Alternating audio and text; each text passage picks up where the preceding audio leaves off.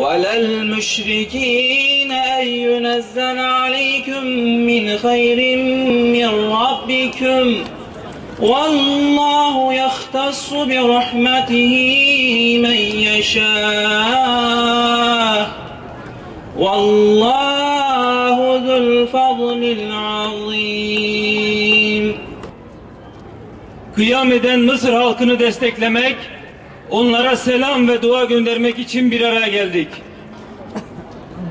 Muhterem misafirler, İslam'ın Afrika kıtasına açılan kapısı Mısır'da 100 yılı aşkın sömürge yönetiminin ve diktatörlerin ardından ilk defa geçtiğimiz yıl serbest seçimler yapılmış ve bu seçimlerde halkın %51'inin oyunu alan Muhammed Mursi Cumhurbaşkanı seçilmiştir.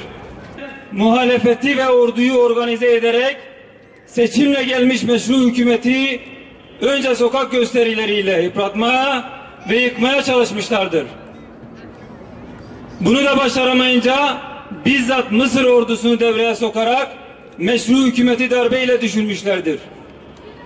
Buna karşın Mısır halkının çoğunluğu darbeye karşı barışçıl gösterilerle hükümete olan desteklerinde kararlılık göstermişlerdir.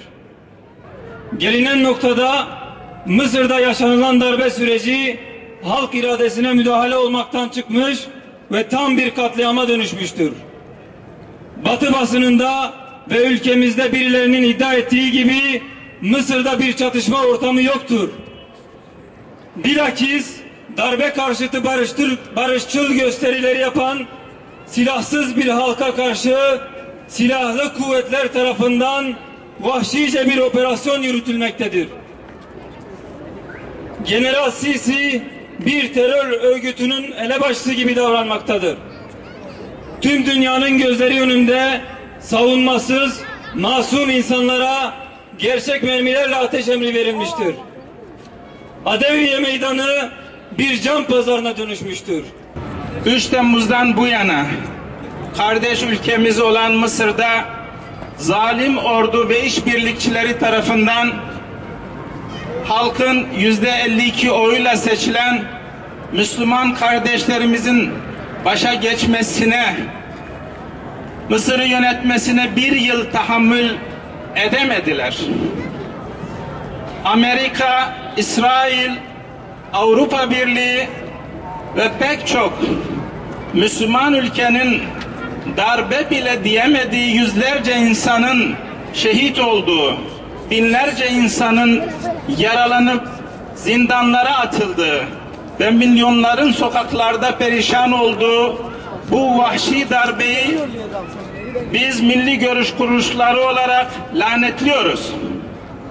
Başta ABD olmak üzere Batı dünyasının Mısır'da yapılan askeri darbe karşısındaki ikiyüzlü ve çifte standartlı tutumları bu darbeyle bir kez daha ortaya çıkmıştır.